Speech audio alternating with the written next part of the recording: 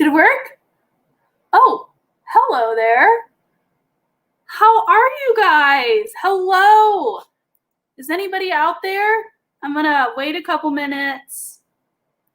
Welcome to Teaching Thursday. Yay. Hello. Oh, I am so excited to be back. It has felt like it's been forever. Welcome, everybody. Tune in. Tell us where you're watching from. We're doing our typical roll call. So go ahead, because we are coming at you live on Facebook. We are on Instagram, Facebook, YouTube. We're on the Twitter. We are all over. So you got to tell us where you're from. All right, we need names. We need locations. We need descriptions, right? Are we teachers? Are we students? Are we history buffs? Are we lifelong learners? How many of you are teaching already? Has school started for anybody? Do we have any first time teaching Thursday? That's a trick. We're all new to teaching Thursday, but you get the idea here. Oh my God. Okay. It's all coming in. Look at this. We are blowing up with people. We got West Virginia in the house. We got Missouri in the house. We got Punxsutawney, Pennsylvania in the house. Hello. Oh my gosh. We got Louisiana. All right. So we're hitting a lot. We're hitting down south. We're hitting East Coast. We're hitting Midwest. We got South Texas representing. Oh my gosh. It feels like it's been forever. I'm so happy to see you guys. How are you all? I feel like we are going to get to history, and we're going to get to teaching, and we're going to have a great time because I didn't put my sweater on for nothing. But I want to do a little check-in because it's been so long. I mean, look at this. We got Rhode Island's coming in here. I'm looking at all these New York. Whoa, whoa, whoa. We've officially gone international. International. Hello. Welcome. Oh, my gosh. Oh, and we've gone international, and we've hit the West Coast. We got every single coast here. Awesome.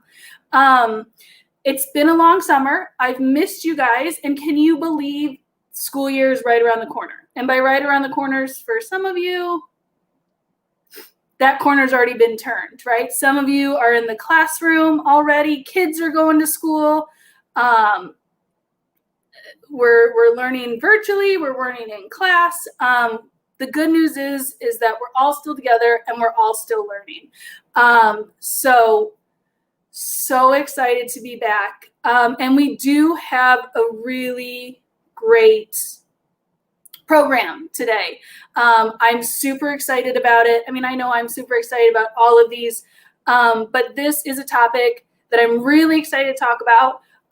We haven't had the opportunity to really focus on Martha Washington just yet. So it's going to be an awesome day. Look at all this. I'm sorry. I'm still just blown away because we've got New Mexico in the house. We've got CD calling from the Bay Area. We are so happy you could join in. I've seen a couple teachers in here calling, but then we got a lifetime of learners in here. So very excited. And so I just want to get going. Let's get right into it. I have a close friend who's a teacher who is joining us today to talk about women's history, to talk about the importance of bringing it into the classroom. I don't know why, but this week just felt like a really great week to focus on this topic.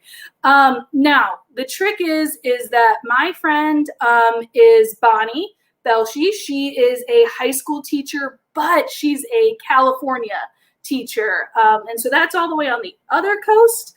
So I am going to give her a call. Let's hope we're not waking her up. She could still be in PJs out there, but I'm going to go ahead and give her a call. It's ringing. It's ringing. Bonnie? Hi, Sadie. Oh my God, hello. Hey. Hi, you're all the way in California. Welcome to Teaching Thursday. Thank you, and thank you for being willing to have this on a Thursday. I love it. Oh my God. Hey, learning for us happens every day of the week, and you are in the snazziest PJs I've ever seen in my entire life. Thank you, right? It's Zoom appropriate PJs as I think of them for our teaching now. Ah, that's great. And hey, yeah, so now that you can hear me, let's talk about teaching. Do you want to take a minute? Let's introduce yourself. Sure. Because you may be, let's talk. Because this might be your first time on Teaching Tuesday. But this is not your first time teaching, period. No, this is my 17th year teaching. So, wow. I teach high school, so for my students, that means I have now been teaching longer than they have been alive. And that's kind of exciting to be able to tell them that. They don't rub that in your face. They definitely don't make you feel any way about that. Students, we're all old, no matter what. It doesn't matter. So I teach in Cupertino, California, out here in the Bay Area. I saw someone else checking in from the Bay Area. Yes, I was looking out my window. Little smoky still today, but a little better than yesterday. So also hoping that don't get a rolling blackout coming in today. 2020, the gift that just keeps on giving. 2020's been quite a year. So if we lose you, we'll blame it on the fire blackouts and not anything else. Anything else. Yeah, I teach mostly AP US history. I'm department chair at Monte Vista High School. And I'm really passionate, especially about making sure that we are getting the voices of women into our classroom and that we're getting the voices of many different women with that. And so not just kind of looking at a small set, but how can we bring in these wider, more varied experiences, which I love that we're looking at that this week, because this week with the 100th anniversary, right? The 19th Amendment, it's the perfect time to remember who's been included in this story and who's been excluded. Right. And I think that's a really great thing to point out because, yes, this is the 100th anniversary for the women's right to vote, but was every woman granted that voting right on the state? Right? That's not what happened. There were a lot of women left off. This is a time to celebrate, but it wasn't that full win to really celebrate that we're discussing. And so I really appreciate you mentioning that and talking about that, women's history, just like when we say American history, includes a lot of different people. Absolutely. That is one of the most important pieces, I would say, to get students to think about and to understand. And what is so exciting right now is that students are coming in with that idea and are coming in with wanting to ask the question of who was included and who was excluded. And it used to be, right, something that I kind of had to pull out of students to think about. And I love that they are coming in with these ideas now. So it's a really exciting time to be teaching, especially teaching US history and thinking about who are we teaching about and why, and how can we broaden that perspective and look at it. And as you're teaching this, and I'm loving this, that it's really you're seeing a time where it's student led, right? Where it's that their inquiry is at the forefront and they want to know more and they're fighting for these topics. How is the source material for you? To kind of talk through that, how easy of a task, how difficult of a task is this to bring those varying perspectives into the classroom? Well, I think this is a great time to think about Laurel Thatcher Ulrich's Only Well-Behaved Women Make History, and the reminder that that's kind of a rebuff to us as historians and as teachers. Not that, for women that you have to break out of this mold, but for when we're looking at history, we want to make sure that are we looking kind of beyond those known sources? And so elite white women, we certainly have quite a lot of sources for, but when we're looking at those, like, how do we read against the grain of those sources to see other women who, enslaved women, right, who might not have left their writing, but where do we see their history and their story? Where do we see, the stories of resistance to slavery, and how can we read those within it?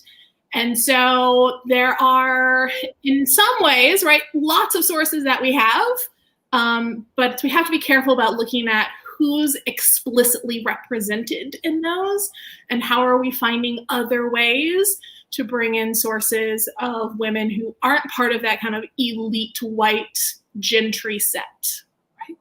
Yeah, and this is something that we've really kind of talked a lot about on our Teaching Tuesdays. Sometimes when they were on Tuesdays, in that, and using, those sources that are available, using documents from Washington, images of Martha to better understand, like kind of develop the thinking routines that help dive deeper into those sources. We've talked with Jessie McLeod, our associate curator, looking through farm reports. And even though they're left by Washington for a business deal, what they can tell us about who was actually doing the labor, and the people that are not mentioned in that time. And that's kind of the thinking routine we've worked with before. Last time we met in, let's say July, walking through a routine of main side and hidden stories, and having the students, look at that Washington document. Let's figure out that main story. But then, just as you're saying, those kind of higher level thinking questions. All right, now what's happening to the side, and now what's missing? And so bringing those forefronts. And so even though people aren't explicitly mentioned in this document, there's still so much of their stories that we can learn from being told or not told. I do like looking at Martha Washington as a great case study for this, because we see so many different aspects of early American women's history, kind of using her as our case study. And because she is part of this upper elite and gentry, and so well known, right, as our first lady, we have few more sources than for others that we might have available, but these different ways that we can read into it, seeing for family colonial ethic, that we have this expectation of marriage, what happens with her widowhood the first time versus her widowhood the second time at an older age, looking at coverture laws and how she fits within that. And then, of course, one of her most important identities as an enslaver, and what that meant to her, and where we can read and see into the stories of the enslaved through these sources that we have for Martha Washington. And I feel like that sounds like a really big task, like using one person and to pull all this. So how do you focus that? What are these strategies where you open these doors for the students? Like, I'm kind of thinking that in one of our events, or one of our live streams, we had two middle school teachers, April and Keith, help us break down Washington's farewell address. Because at first, like, these sources are huge. Like, I don't know, it's a document he wrote. There's way too much information. How can I pull this stuff out? But then, they kind of really chunk it. And I think it's that same thing. Like, initially, Martha Washington connects to so many things. What are those strategies to help narrow it down and to look at things in new light? One of the first things is also, because for me, I teach chronologically. So this is right at the beginning of the year with students that were looking into all of this. And you'll want to try and ease them into the historical thinking skills, right? And for me, we started school this week. So I'm thinking August, easing them into these historical thinking skills. Can we just circle back to that? Teaching Tuesday friends, just so we're clear, we're in Bonnie's classroom, right? Our school year has begun. Like, you are props to that. Props to those teachers that have started. But I just wanted to let everyone know we are officially in Bonnie's classroom with her today. We are. My classroom known as my house because we are 100% remote for my school, and my whole county is 100% remote right now. Yes. And so, as we say, these historical thinking skills early at the beginning, I love starting with images. It seems less kind of anxiety ridden for students. If start with images, just figuring out how do we analyze these? What does it look like? What is it telling me? What questions do I have? And they start to naturally build a historical lens without feeling like, am I getting the right answer for a primary source that's written? So it's a great way to ease them into it. And I know that Mount Vernon has some great sources for looking at Martha Washington. We do. We have incredible sources of Martha Washington, both luckily, written and images within our collection. I'm going to put this up real quick. And so one of the things that we wanted to bring Bonnie up here on our Teaching Tuesday is because she actually helped us put those resources together into kind of lesson plan or just classroom resource format to really help students see Martha Washington and use that kind of teaching with images to break down who she was and start those critical thinking skills. So per usual, I'm going to share my screen because we are so good at sharing screens here. We're going to start on our online learning page. And this is our Teaching Tuesday where everything begins and ends with it. But we're going to use our scrolling button. I think it's this top one. Nope. Anyways, we're going to use this page to link us to our lesson plan page. Where would that be? Here we go. Lesson plans for teachers. And in this, Bonnie has created an incredible different lesson plan and different just kind of classroom activity you can use as the full idea or just the resources, but it's a way that it connects the idea of using Martha Washington as this case study. And that is what we are going to do today. We're going to take a deep dive into these primary sources, as Adam said, because we love them on Teaching Tuesday, and actually go through. Bonnie's going to talk us through how this case study can happen. So I'm going to stop sharing this screen for our lessons plan page, and I'm going to pull up actually one of the resources she shares in our downloadable thing. Okay, Bonnie, you take it away. Okay. So explain to us what we're doing. So what I start with students for this, and what we actually see here, these have the sources on it. So this is part of the set that teachers would get. What students get is they don't get that source. Yeah, we'll scroll that up a little. We like to hide it. We'll just hide it. I was just going to hide it. We'll just hide it a little. Yeah, ignore that I did that. We don't want them even thinking about, again, what's right answer versus what's wrong answer. What's great about this is just get them to start talking. Very clearly first, what do you see? Who do you think this is? Oftentimes I'll say oh, I see a woman here. It's so then start to ask them just more questions about where do we see, hairstyle, clothing. And so if people just want to start kind of putting in the chat, what do they think of this image here? What are we looking at? What do you think you know about her? Do we see a more passive or active role for this woman that we're looking at? Include thinking about not just the image itself, but kind of this framing that we have around it. What does that perhaps tell us about that? So we'll let people kind of start I like to say, sit with it a minute, right? Our good time. I'm terrible with it. I'm so fidgety and I just want to get started. But yes, we're going to sit with it. Sit with it. So Rob Westman saying that George wore this picture of Martha around his neck. for his lifetime, for her lifetime. So I like it because you can see the hook. Because we can see the hook on that. And so what's great about thinking about things like that, like seeing the hook, we don't get size with this, right? And looking online, or even when we're in person, students don't always get the sense of size with it. So what does that, tell us about these clues that we have? So Petite saying that I noticed the hairstyle. This is an earlier hairstyle, so closer to the head.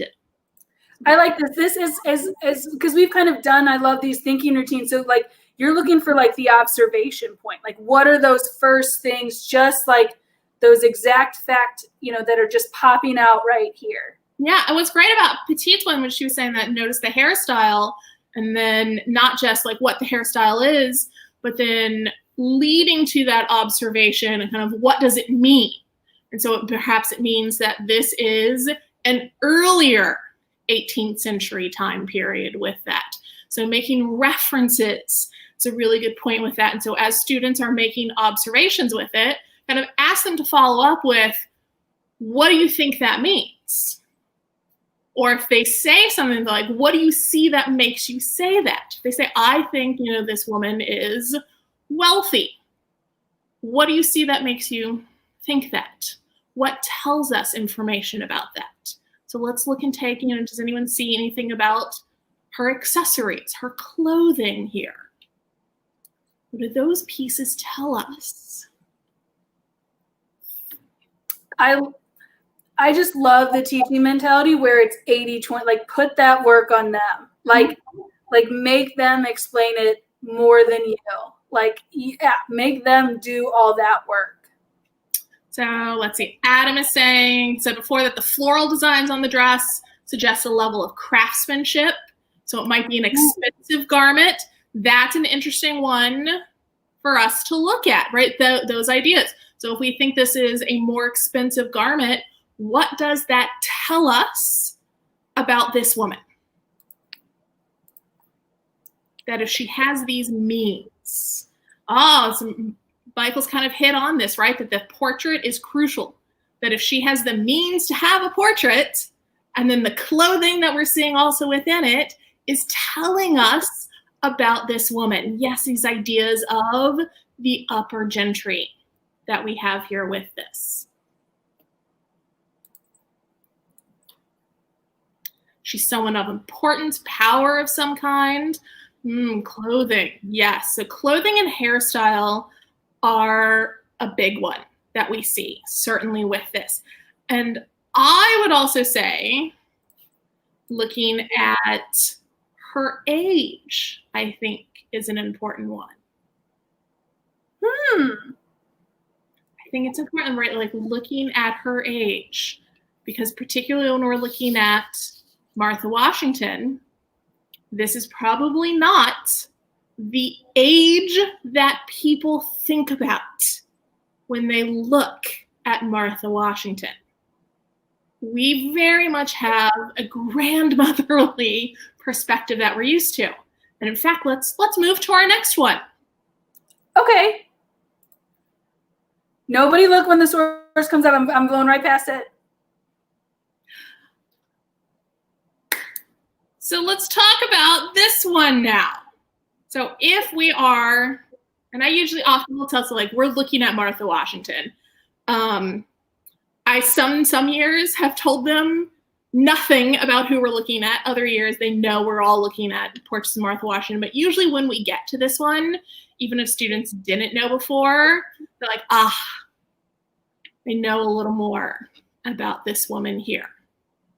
So looking at this image that we have here, what I also would have students start to do is start to kind of compare it with the other ones that we're building with looking at that.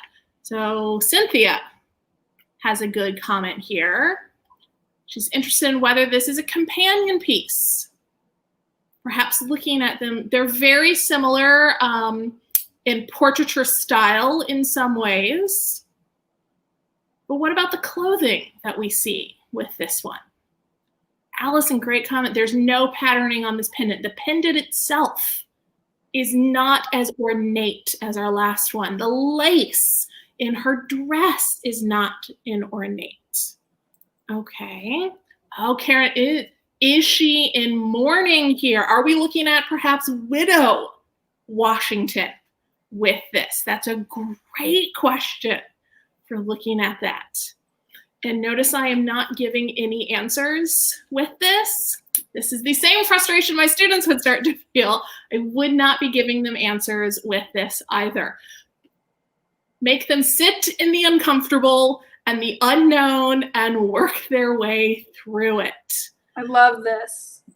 It's hard, and it's even hard on the teacher part, right? Because you'll want to share when you have the info, but that's not the purpose of what we're looking at with this.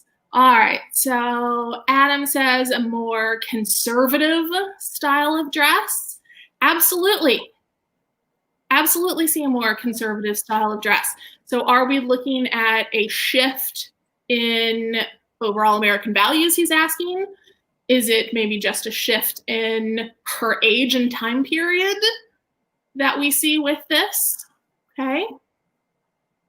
So we have another one who thinks that this might be a mourning. Yes, are we looking at a widow here? That's an interesting one. And getting students to think about kind of what does widowhood mean? Like, what are we looking at with that? So we've got the bonnet, Adam says. Looks like it might have cost quite a bit, but she doesn't have any jewelry on. Okay. Some comments about that she's wearing black. Oh, Michael, that's a good one. Yes. It looks like she's a more established elite in style in overall appearance. Interesting. Interesting, yes. And she certainly looks older, right? She does. Definitely from the last one, you can see that it's been a couple of years. Maybe they were rough, or maybe it was quite a few, but aging process has definitely happened. It has happened. All right, let's move to our next one. Okay. Yeah, and Bonnie, I think this is a great thing to point out how we keep bouncing.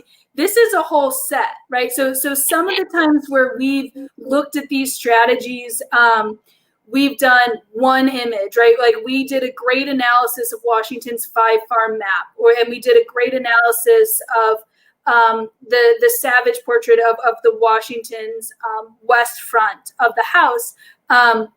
But for you, this is a whole, we're using her as a case. So we're learning about all different types of her life. So there are multiple sources within this packet here. And in fact, this lesson also has paired with it written primary sources that are the next step that I would have them look at, where we get other people describing Martha. So we love primary sources, and then looking as many as we can, Bonnie. Yeah. So that's next step that comes with this. Oh, okay. This is one of my favorite ones. Looking at this, because one of the first questions I often get from students is, who is this? Even in the classes where I've told them we are looking at Martha, we still often get this question. It obviously does not match the picture that they forever have in their mind. No, but they have in their mind is that last woman who is older, who is a grandmother, right? Like the grandmother of the nation is all, right? This kind of image, right, of her. But she didn't start off that way. She was younger, just like their teachers were at one point. So loved her, remind them of this. So Cynthia is looking at, right, this dress, right, the colors of this dress. Yes, I love looking at this. And so what about this dress do we see? What about this portrait, right? This one's a little different. We're not just seeing the face. So we get kind of a little more. We can kind of see some background, what's happening. Oh, Karen, love it. Karen says that this is a young woman, possibly before her first marriage. So we definitely think like younger is what we're looking at here with this. Yeah, how all the Martha portraits purposely, like, that a lot of that is just more of like style of painting, but also just because she was older. And so we kind of forget that she didn't start. She didn't start that way. You're trying to click different things and it just keeps pumping up. So you're doing great. Keep going. I love full portrait, not a miniature. And that is something that, again, because we're not seeing this in person, by giving the students the other images that have the frames around it, that you can kind of see they're smaller, helps with looking at this. All right, so, Cynthia seeing the gold. So she knows that, remember that maybe Martha wore gold at her wedding. She's very attractive. Yes, let me tell you, Martha Dandridge was known as an attractive woman. She was not always, right, this like plump grandmother. That's the image that we have in mind. She was young, she was attractive, she was outgoing, that we see. Very social, right? I mean, known for her hospitality and her openness and her kindness.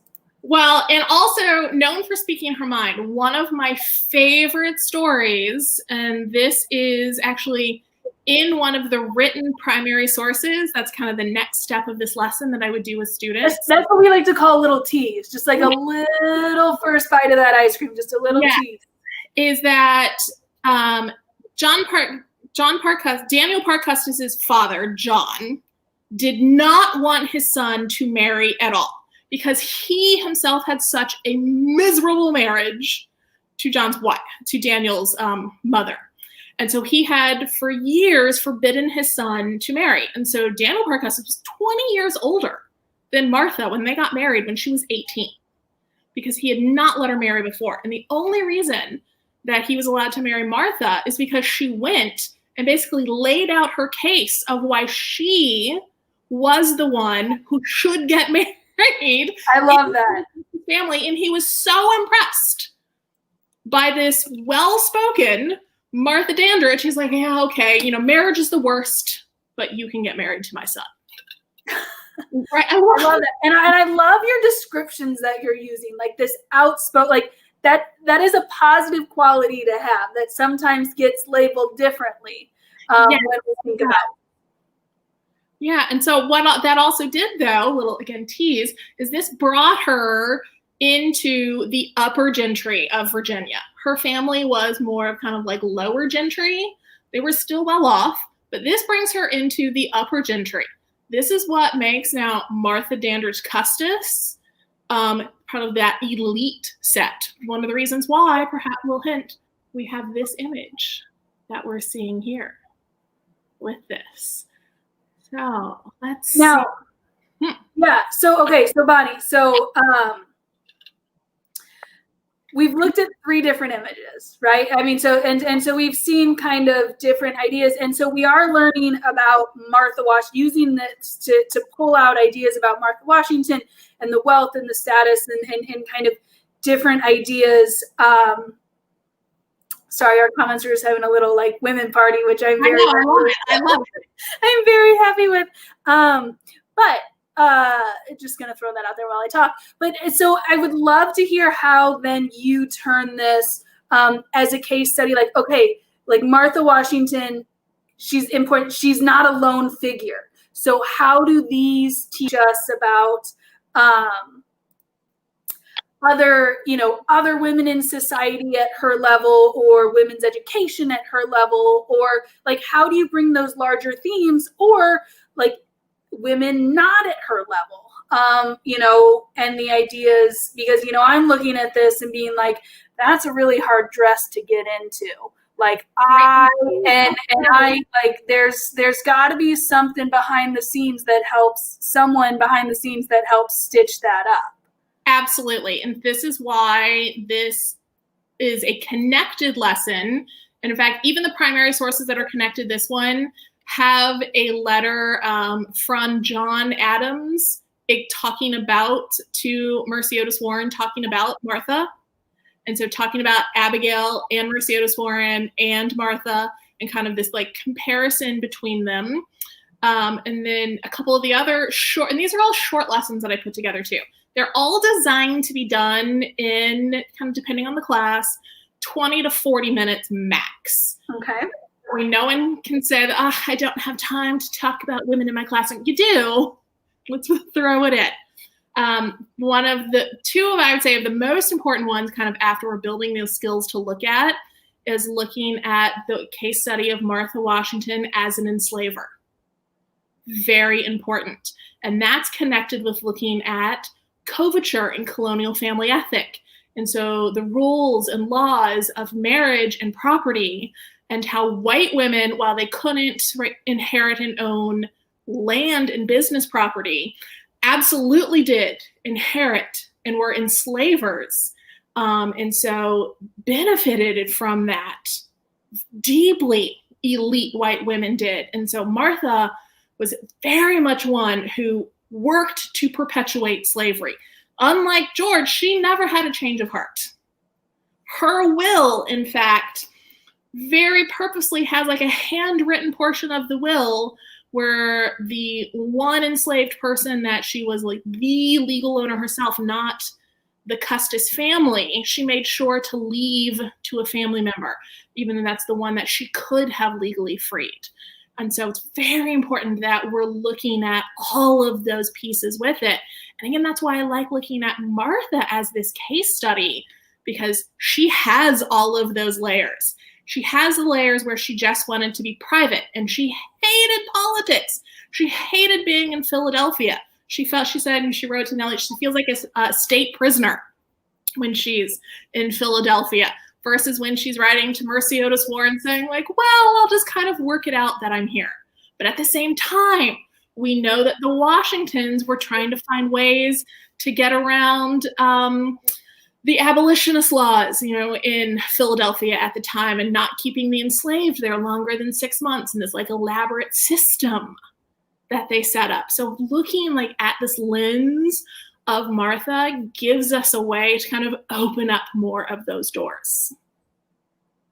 I love that. And I do, because I think that is, and it shows,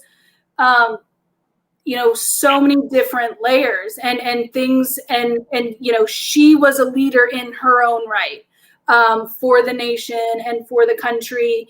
And for the people both in her class and out, and she had those characteristics too. And this is where, understanding like the leadership just with George, like the things that we emulate and then the things that we don't. And that is important about understanding about all of our leaders and the history that they brought. And so I love that you bring these in. And if we want to dive in and talk about like kind of some of those hidden things from these images, and how you relate all of this and make those connections, I'd really love to hear some more. Yeah, absolutely. And that's why I think the next one might actually be the Washington family. Let's talk about this one. Because this one is now a way to bring in more of those pieces. So it is the familiar image that students will know of George Washington to start. Like, so they immediately are like, George, there he is. And then there he is. There's Martha. And then start to look at who else is with them. So seeing, we know their grandchildren. Who else is with them here? Right. And so this is a great way to, from the very beginning, talk about the Washingtons as enslavers. And I know Mount Vernon, right, is very open. Like, have to talk about Mount Vernon as a slavery plantation and what this means. So I think really important for looking at this one. So this is why this one in particular is included. And this is why I actually have it kind of right smack in the middle, to make sure that students start to talk about those questions. And I would say not just high school, this is a great one to use for like elementary as well, to really talk about like slavery. Here we see someone who is enslaved. And so students will often have questions about like, why is he dressed so well? Well, who does that benefit to show well-dressed enslaved in this portrait. And so that's what I'd love to hear from people, like looking at this one. Like, so what does this tell us about Martha Washington looking here? And I think that's an important one to kind of focus on. George Washington, right, like often gets the focus, but let's look at from Martha Washington. So Adam asks, William Lee or Christopher Shields? Sources have go back and forth. I know there was a New York Times article from like 1892, 93, right around there, where identifies this as him as William Lee. We have some other sources that say Christopher Shields. So it kind of goes back and forth between the two, which the fact that we don't know for sure also tells us something, right? About whose story gets the focus, who gets named and known. This would be a great way. Sometimes, often I'll bring in the infographic from Lives Bound Together of like everyone who lives at Mount Vernon, right? This is a great time where often I'll bring that out for students right now to look to see that who do we know just on this infographic that we can give names to versus who don't we know of the names of what we're looking at. So I think it's a great connection that we can bring in because that's such an important exhibit that Mount Vernon has put together. Yeah, so what I noticed about the enslaved man is that his hand is in his coat, so which is normally found in male portraits to show grace or leadership. So interesting about that. So whose grace and leadership would be shown in this portrait even by having someone else in that position to look at? So Adam's wanting to know what's draped over the globe. So we see that there's, something's kind of held in she's hand. Sorry, that was my bad. It's all right. We're getting in close. We are. I'm trying. And I will also say for this one, this is Mount Vernon has the great write-up about this one in particular that you can really have kind of students go into with it. Right, because there are a lot of things to pull out from this. I mean, you have the influence, there, especially like Martha, being displayed here as their role in the family and their role in the plantation structure that is Mount Vernon. If you read about this on our website, they're looking at a map of DC. So it is also both of their involvement in the growth of the capital city, the growth of the early republic, looking at the river going west behind them. So that westward expansion that they pushed for the country, the globe, obviously the place this is a really great portrait to pull out all the different roles and influences that I think both had. And Bonnie, I loved how you said earlier, like if you don't have, you have 20 minutes in your class to talk about women's history. Every topic you talk about, you have the ability to talk about women's history. You can use this image. Washington is in his military gear. Somebody in the comments earlier said that Martha Washington went to every military winter encampment. Yes, she did. They're looking at, the building plans for Washington, D.C., and the role of growth that Washington played in that. Martha did too. When this country was being developed, they were absolutely looking at how to build politically the positions of America, but then also, socially within society. And then, Washington is the head of this plantation. He is the head of the structure. But Martha Washington is just as involved in that management. He runs the plantation. She runs the household staff. And so this is that great way where when you have the ability to bring in one person, there's that person right next to them to bring in too. And what I particularly like about this one, and probably not like conscious that Savage was thinking about this when painting it, but because the vast majority of the enslaved at Mount Vernon came from the Custis family from her first marriage, the fact that he is portrayed behind Martha Washington, I think is a great way to kind of bring that in and talk to students about coverture and the coverture laws, and how white women benefited from slavery with that, and kind of the different laws around wills and dower payments that were kind of were due, the 2/3. All of these pieces can be tied in with it, so it all can kind of lead to other avenues. It is so clear that you've done this before and have students and yourself like pointed out different things to be able to pull those deeper topics and deeper. I have never thought about the placement of why people are standing next to certain people, or why. I mean, I understand foreground and background, that I've gotten, but as opposed to, I'm sitting here, I'm taking notes. This is a lesson that I was not even prepared to be a part of, and I am loving this. Yes, I love using that as like the avenue then into coverture, and then coverture as the avenue into slave mistress for Martha. Yeah, and Bonnie, okay, so I'm gonna give everybody I'm gonna stop sharing my screen. I'm gonna bring it back to just the two of us. Okay. Oh, look at that. Side by side. We can high five. Nope. Wait. Whatever. We'll get it. It's mirrored. It's backwards. Ignore that. Yes, it's difficult, the backwards. So smooth, by the way. Oh, there we go.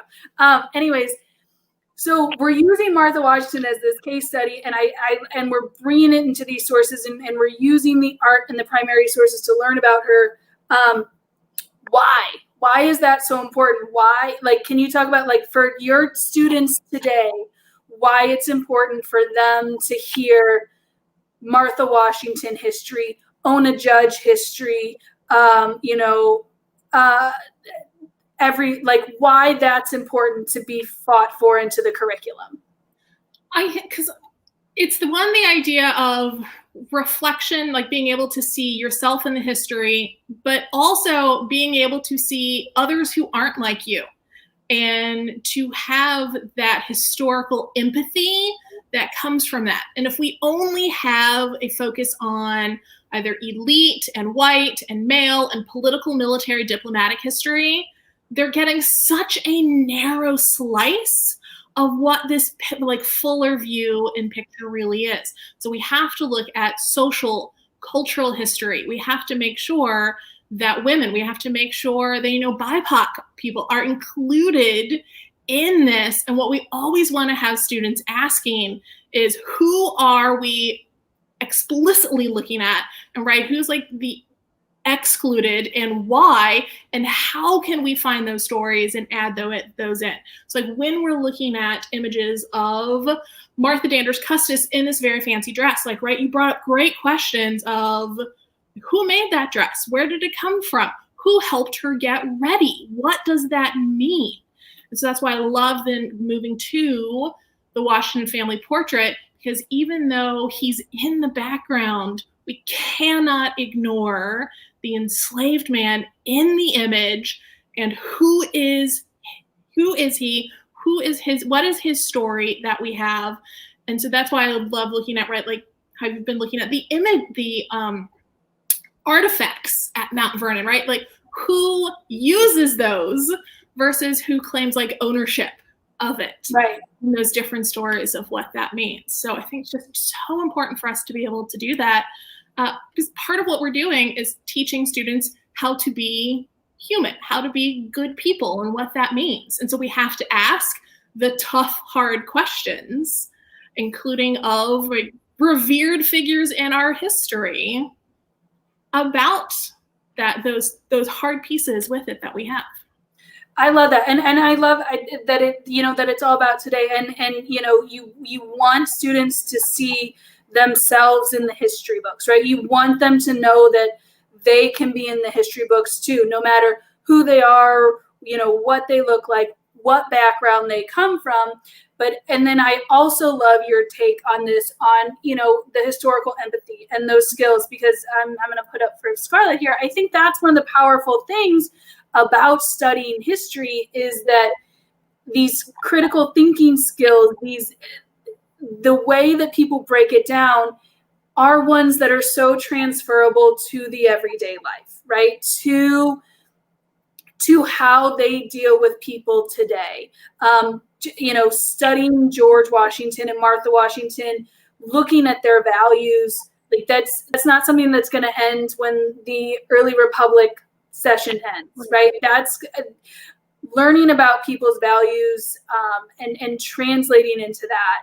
I think is really, it's that personal walk away from today that goes beyond school, right? That goes beyond studying, but in the context of our day-to-day lives with people. This is something that history brings. You're not just studying politics, you're learning how you are politics, right? And how your involvement with other people matters in that. Absolutely. And then use these like case studies like this of Martha Washington to pair it with a case study, like have students read Erica Anderson Dunbar's, Runaway, Ona Judge, her story. And so make this a richer, fuller history of what we're looking at. And that makes it more exciting for students too. So that way it's not just, I've read a textbook and I know a timeline of what happened. Right. Well, why did it happen that way? How is that linked to what's coming next? How are those related? What are the consequences of these events? So that way they can see what's happening today and understand the way that it's shaped by our history and maybe feel like they have a little more control over actions and steps that they can take in our current events right now. That's it. That's the tweet. That's what I think we are going to end it on. That I feel like is what we have tried to push forward in our outcomes for Teaching Tuesdays and reaching students, and why learning about history matters, and why learning about all history matters, and why student learning, can be so powerfully impacted by the inclusion of these resources and these primary sources and these valuable discussions. And Bonnie, I love that you were kind of our grand finale of the summer. I know your summer already ended because you're in school, but like I really love, especially, this inclusion history and how, these sources can help lead the way. I just want to thank you so much for being a part of this, for sharing your expertise, for waking up and putting on your fancy pajamas to join us. It's fine. Right. I think it's really powerful, and I think it shows the impact that history really truly has in the lives, and the importance that it has in future and everyday lives for all of us. So I'm sorry, I'm getting distracted because you're blowing up the chats on people thanking you. So I just oh my God, I even just want to put this one up. I'm gonna fangirl for 30 seconds. Right, I know. Hello, Orange lover. So yeah, so Lori, thank you so much for tuning in. Bonnie, this discussion was incredible. I think we can end it with a real historic, although my goodbyes take 20 minutes. So I'm just gonna keep rambling, but thank you. Teaching Tuesday fans, oh my God. Thank you guys for watching. Your conversations, your observations, your discussions from these images were wonderful and really insightful. And I love the teaching that you're doing, whether it's to students, to your children, to others, and getting them involved and interested and excited about these topics. I've loved being a part of your spring and summer, and we're still here, so don't forget about us.